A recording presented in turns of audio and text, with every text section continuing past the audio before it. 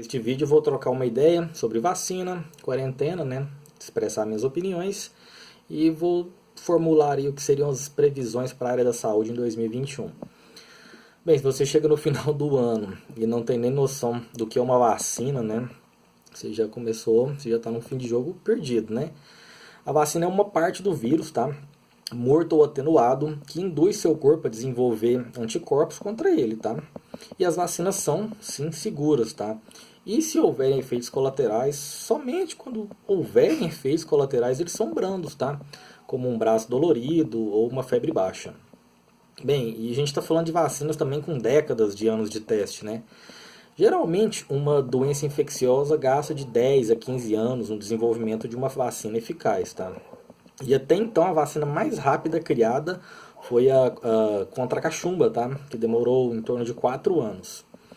Então a gente tem que ter um pouco de cuidado em afirmar categoricamente que teremos uma vacina contra a Covid em menos de 2 anos, que é essa perspectiva da vacina para o ano que vem, tá? Esse efeito, se concretizado, será um recorde, tá? Hoje nós temos quase 200 vacinas diferentes aí em andamento, em desenvolvimento. Até essa data do vídeo, 6 dessas vacinas estão na fase 3, que seria a última etapa antes da aprovação, né? Então, sobre a vacina do Covid, é provável, né, que caso ela venha a ocorrer, né, ela deve ser distribuída na segunda metade do ano que vem, né? Até então, os estudos nos dizem que dessas vacinas a gente tem uma taxa de eficácia variada, em torno de 50% a 70%, tá? Isso varia de acordo com o grupo de risco. E por mais que algumas pessoas, alguns grupos digam, né, que serão produzidas bilhões de vacinas, né, suficiente para todo mundo, eu não vejo uma forma muito clara de como seria essa produção e a distribuição dessas vacinas, né, para todo mundo, né. E pensando como o mercado se comporta, né, as pessoas provavelmente vão ficar enlouquecidas, né, querendo vacina. Então o preço da vacina vai subir. Com preço alto, o governo diminui, né, a quantidade que ele consegue comprar. Provavelmente vão ser feitos leilões com lotes, né, esse preço vai lá para o topo. E obviamente não vai ter vacina para todo mundo, né? Então a distribuição a priori vai ser por necessidade, né, atendendo aos grupos de risco, né. Então, se você é um brasileiro médio, né, provavelmente você não vai tomar vacina no ano que vem, tá? Essa previsão vai ficar para 2022 e olhe lá, tá? E tirando esse aspecto aí, se você vai conseguir tomar a vacina ou não, você acha que você se preocupa com a vacina? Você acha que as outras pessoas se preocupam com a vacina? Se você respondeu sim para essas perguntas, provavelmente você está mentindo para si mesmo, né? Eu acredito que não. A gente vive num país em que o governo ele já ensaia um retorno de doenças como rubéola, sarampo, poliomielite. E, meu amigo, poliomielite é uma doença, né? É paralisia infantil. Ela destrói o sistema nervoso. A criança não se desenvolve, manca, fica com as perninhas tortas. Em alguns casos, paralisia total, vivendo a vida toda numa cadeira de rodas, né? E a vacina existe, é gratuita, está disponível, faz parte da rotina de imunização infantil. E mesmo assim, né, a gente ainda ensaia o retorno dessa doença porque algumas pessoas não acreditam em vacinas, né? E por que algumas pessoas não acreditam em vacinas, né? Eu acho que há uns 20 anos atrás, um médico inglês ele publicou um artigo, tá, falando contra a vacina. Eu não vou nem citar os aspectos que ele comentou. Se tiver interesse, você procure aí na internet. Eu não vou nem dar margem, né, para você virar um antivacina. Mas o que se descobriu pouco tempo depois, obviamente, é que ele recebia dinheiro de um grupo de advogados para contar mentira e falar contra as vacinas, tá?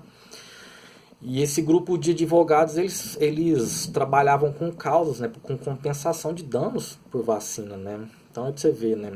Pagava para contar mentira e acabou criando um movimento, né, que ganhou muita força depois desse artigo aí. E o estrago já foi feito, né? Hoje as pessoas já têm essa demência na cabeça aí de antivacina, né?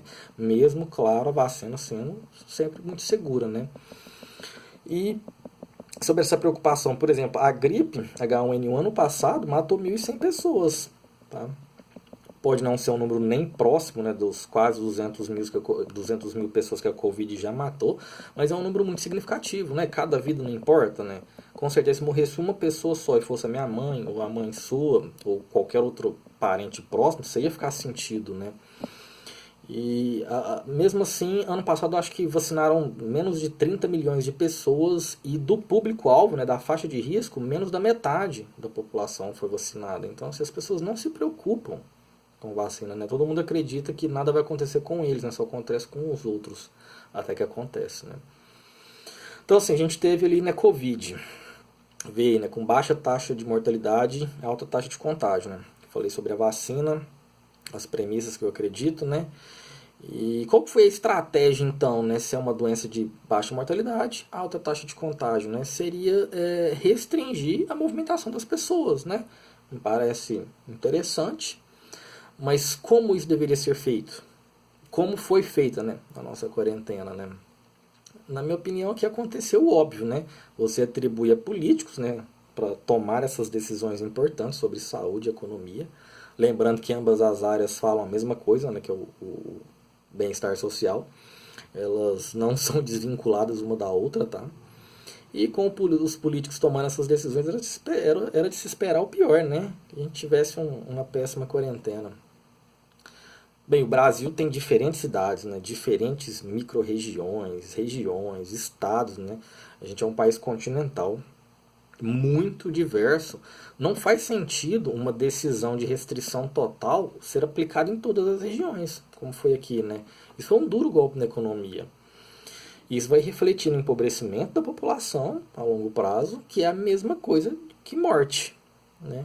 Aqui na minha cidade, por exemplo, Quirinópolis, interior de Goiás, a paralisação foi feita 3 meses antes do primeiro caso aparecer. E foi um tapa na cara da economia local. E quando a doença chegou, que apareceu os primeiros casos, o pessoal estava discutindo abertura. Então, assim, não faz o menor sentido. Eu acho que o que deveria ser feito, né, acho que a ideia mais difundida, né, entre os pesquisadores, é que fosse feita uma quarentena local, com base, né, nos leitos disponíveis de hospitais, tá? E mudando a forma de agir de acordo com cada realidade, né? Fazendo o possível para não sobrecarregar o sistema de saúde, né? Alguns estudos sugerem você começar a intervenção por volta de 50% a 70% da ocupação dos leitos, tá? E aqui muito se falou, fez muita política, mas as tomadas de decisões foram todas ruins, né? E vamos ser francos, você acha que a quarentena funcionou? Talvez no começo sim, né? Quando ainda sentimos medo, né, do desconhecido, né? E tudo mais, mas depois que a situação meio que se estabilizou, pelo menos o sentimento do que estava acontecendo, né, todo mundo ligou o foda-se. E bem, essas restrições elas afetaram basicamente os estudantes e os trabalhadores, em sua grande maioria, né? O resto da população não mudou o estilo de vida. E como que fica isso, né? Você não pode sair para assistir aula, não pode sair para trabalhar, mas pode sair para aglomerar em festa particular. Agora mesmo em época de política, né, rolou churrasco e cerveja de graça para um caralho. Você sabe disso, né? Ao meu ver, aconteceu o que era de se esperar, né? O ótimo governo que nós temos, né, adotou uma péssima postura sobre esse enfrentamento aí. Ainda estamos estudando, né, as possibilidades, né, que a imunização também ela possa durar poucos meses. Então você toma uma vacina, talvez você tenha que tomar 2 doses em um ano. E como que você acha que vai funcionar, né? Qual o custo disso, a logística de produção, distribuição? Imagina você ter que tomar a vacina 2 vezes ao ano. Então, assim, a quarentena ela é uma realidade que tem que ser muito melhorada para o ano que vem, e eu não vejo isso acontecendo, tá? Na minha opinião, vão continuar as restrições usando pouca ou nenhuma informação técnica, vai ficar a cargo do que o governo acha ou não. E o governo se aproveita muito disso, né? Quando você tem esse momento de caos, eles aproveitam para desviar a atenção e roubar e fazer o caralho a quatro. Então não são boas previsões também. Vacina, provavelmente, só para quem está na faixa de risco, ano que vem.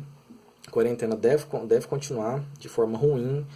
Inicia, não inicia, falam-se em segunda onda, terceira onda. Aqui no Brasil vai tudo funcionar de uma péssima maneira, como sempre. É isso aí. Tchau, tchau.